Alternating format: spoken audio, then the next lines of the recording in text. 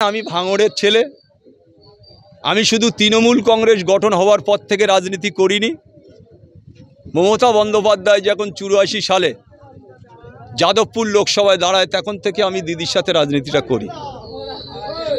আজকে যেটা আমার বলার, যে এক এক করে যারা ভাঙড়ের পুরনো তৃণমূল কংগ্রেস যারা লড়াই করেছে, জীবন দিয়েছে, গত পঞ্চায়েতে হয়তো আমি মারা যেতে পারতাম, আমার ছেলে মারা যেতে পারত, খাদিজা বিবি মারা যেতে পারত, তাদের উপরে গত পরশু থেকে শওকত মোল্লা নিজে যে আরাবুলের যেসব ছেলেরা আছে তাদের হাত ভেঙে দাও, পা ভেঙে দাও, তাদের গুঁড়িয়ে দাও, তাদের মেরে দাও, তার বক্তব্য আপনারা ইতিমধ্যে বিভিন্ন চ্যানেলে প্রকাশ হয়েছে। আমি শুধু আজকে একটা কথা অনুরোধ রাখবো মাননীয় মুখ্যমন্ত্রীর কাছে, যে আমরা এই দলটা করব কি করব না। আপনারা ইতিমধ্যে দেখেছেন গত 3 দিন ধরে ভাঙড়ের মাটিতে এক হারমাত 34 বছর ধরে যে সিপিএমের লাল সন্ত্রাস লুট করেছে, আজকে তৃণমূল কংগ্রেসে এসে পুরনো তৃণমূল কংগ্রেসদের উপরে আক্রমণ করছে। আপনারা জানেন আমি ভাঙড়ের ছেলে। আমি শুধু তৃণমূল কংগ্রেস গঠন হওয়ার পর থেকে রাজনীতি করিনি। মমতা বন্দ্যোপাধ্যায় যখন 84 সালে যাদবপুর লোকসভায় দাঁড়ায় তখন থেকে আমি দিদির সাথে রাজনীতিটা করি। আজকে যেটা আমার বলার, যে এক এক করে যারা ভাঙড়ের পুরনো তৃণমূল কংগ্রেস যারা লড়াই করেছে, জীবন দিয়েছে, গত পঞ্চায়েতে হয়তো আমি মারা যেতে পারতাম, আমার ছেলে মারা যেতে পারত, খাদিজা বিবি মারা যেতে পারত, তাদের উপরে গত পরশু থেকে শওকত মোল্লা নিজে যে আরাবুলের যেসব ছেলেরা আছে তাদের হাত ভেঙে দাও, পা ভেঙে দাও, তাদের গুঁড়িয়ে দাও, তাদের মেরে দাও, তার বক্তব্য আপনারা ইতিমধ্যে বিভিন্ন চ্যানেলে প্রকাশ হয়েছে। আমি শুধু আজকে একটা কথা অনুরোধ রাখবো মাননীয় মুখ্যমন্ত্রীর কাছে, যে আমরা এই দলটা করব কি করব না। আমরা তৃণমূল কংগ্রেস করতে গিয়ে সিপিএমের কাছে রক্ত ঝরেছে, আমাদের অন্য দলের কাছে আমরা মার খেয়েছি। আজকে যিনি এখানে এসে অবজারভার বলে যিনি দাবি করে এলাকা যেভাবে সন্ত্রাস করছে, আজকে যারা মেরেছে তারা কিন্তু কেউ ভাঙড়ের ছেলে নয়।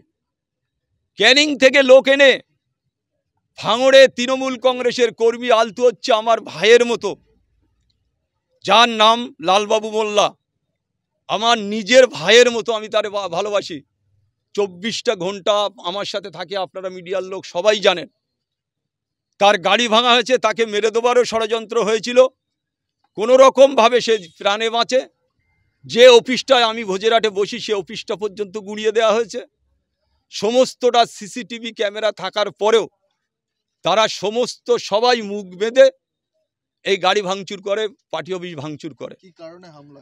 আপনারা দেখেছেন হামলা কি কারণে। আরাবুল ইসলামের গোষ্ঠী করে, ফেসবুকে কোনো ছবি ছাড়ে আরাবুল ইসলামের, সেটা হচ্ছে কারণ।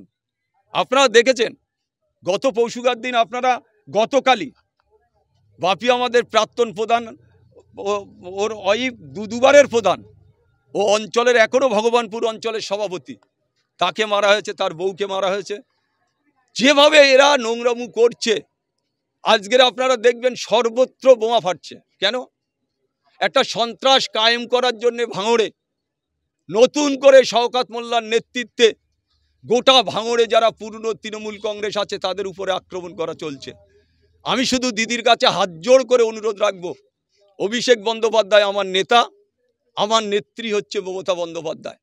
তানার আদর্শ নীতি নিয়ে আমি 2006 সালে ভাঙড় থেকে বিধায়ক হই। তানার আশীর্বাদ এখনও, আমি তানার কাছে শুধু হাত জোড় করে বলবো যে আমরা কোন পথে যাব, এর বিচার আমরা চাই। এই অন্যায়ভাবে রাত দুপুরে তৃণমূল কংগ্রেসের কর্মীদের উপরে আক্রমণ, রাত দুপুরে মেশিন ঘাড়ে করে নিয়ে ঘোরা হচ্ছে, এটা কোন ধরনের রাজনীতি? আমি তৃণমূল কংগ্রেসের জন্মলগ্ন থেকে, আমি তৃণমূল কংগ্রেসের শুধু 98 সাল, তার আগে দিদি যখন যুব প্রেসিডেন্ট ছিল আমি তখনও যুব প্রেসিডেন্ট ছিলাম। আজকে সেই দলে আজকে আমাদের মতন লোকেদের মার খেতে হচ্ছে।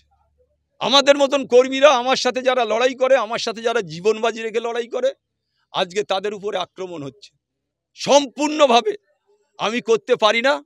আমার ভাঙড়ে যেসব ছেলেরা আছে, আমি বললে 10 মিনিটে এইসব বাবুরা কোনো জায়গা থেকে আর বেরোতে পারবে না। যথেষ্ট ছেলেরা আছে। আমার যারা ছেলে তারা কিন্তু লড়াই করা ছেলে, তারা কিন্তু সিপিএমের বিরুদ্ধে লড়াই করে, আজকের বিভিন্ন দলের বিরুদ্ধে লড়াই করে। আপনারা দেখেছেন গত পঞ্চায়েতে আমাদের সাথে আইএসএফদের লড়াই হয়েছে।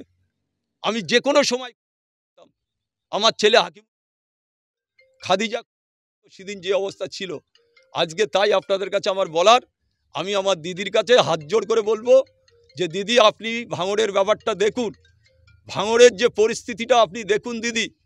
অভিষেকদার কাছে আমার অনুরোধ থাকবে যে আপনি ভাঙড়ের ব্যাপারটা দেখুন। একজন হারমাতকে আপনি এখানে দায়িত্ব দিয়েছেন, আপনার কাছে আপনার পায়ে ধরে, দিদিমণির পায়ে ধরে আমরা ভাঙড়ের তৃণমূল কংগ্রেস বাঁচতে চাই। আমরা তৃণমূল কংগ্রেস, আমি যতদিন বেঁচে থাকবো, আমি দিদির পা ছুঁয়ে শপথ করে এসেছিলাম 2006-এ। আমি যেদিন বিধায়ক হই সেদিন কালীঘাটে দিদির দুটো পা ধরে আমি বলে এসেছিলাম, দিদি আমি যতদিন বাঁচবো আপনার নেতৃত্বের প্রতি আস্থা রেখে আমি ততদিন তৃণমূল কংগ্রেসটা করব। আজকে আমি এখনো আশঙ্কা করছি যে কোনো সময় আমাদের উপরে হামলা হতে পারে। এরা তো এলাকার লোক নয়, বাইরে থেকে ক্রিমিনালদের এনে এই হামলাটা করানো হচ্ছে। এলাকার লোক হলে বোঝা যায়, এলাকার লোক হলে এলাকার মানুষরা বুঝতে পারে, কিন্তু বাইরে আজকে যারা করেছে সমস্তটা ক্যানিং পূর্ব বিধানসভা থেকে লোক এনে, আজকের উনিও বসেছিলেন পিছনে, ওনার নেতৃত্বে, ওনার নির্দেশে, ওনার আদেশে উনি চেষ্টা করছে ভাঙড়ে আরাবুল ইসলামের তৃণমূল কংগ্রেসটাকে মুছে দিতে। আশা করি যে আমরা যারা তৃণমূল কংগ্রেস করি, আমরা জীবন বাজি রেখে মৃত্যু বরণ করলেও এই তৃণমূল কংগ্রেসটা করব বা এই তৃণমূল কংগ্রেসের সাথে থাকব, এটা আমি আজকে বলে যাচ্ছি। আর আমি আবেদন রেখে যাচ্ছি আবার আমার দিদির কাছে, আমার মাননীয় মুখ্যমন্ত্রী বাংলার যেভাবে তিনি লড়াই করছেন বাংলার মানুষের জন্যে, আমি অভিষেকদার কাছে আবার অনুরোধ রাখবো, পায়ে ধরে অনুরোধ রাখবো যে ভাঙড়টা আপনারা বাঁচান। পুলিশের কি ভূমিকা? আমি এখনো পর্যন্ত পুলিশের ভূমিকা নিয়ে কিছু বলবো না। কেন? পুলিশ খবর পাওয়ার সাথে সাথে পৌঁছেছে। আমরা দেখব যে কি অ্যাকশান হচ্ছে, জাস্টিস আমরা পাচ্ছি কি পাচ্ছি না, কি অ্যাকশান হচ্ছে। আমরা তারপরে প্রশাসনের বিরুদ্ধে আমরা যদি বলতে হয়, আমি এখনো পর্যন্ত বলছি প্রশাসনের প্রতি আমাদের আস্থা আছে। প্রশাসন যথেষ্টভাবে কলকাতা পুলিশ কাজ করছে। আমরা চাই সঠিকভাবে, নিয়মিতভাবে যে অন্যায় যেভাবে অত্যাচার হচ্ছে সঠিকভাবে কলকাতা পুলিশ কাজ করুক। আমরা সম্পূর্ণভাবে পুলিশের সহযোগিতা করব, পুলিশের সাথে আমরা সম্পূর্ণভাবে আছি।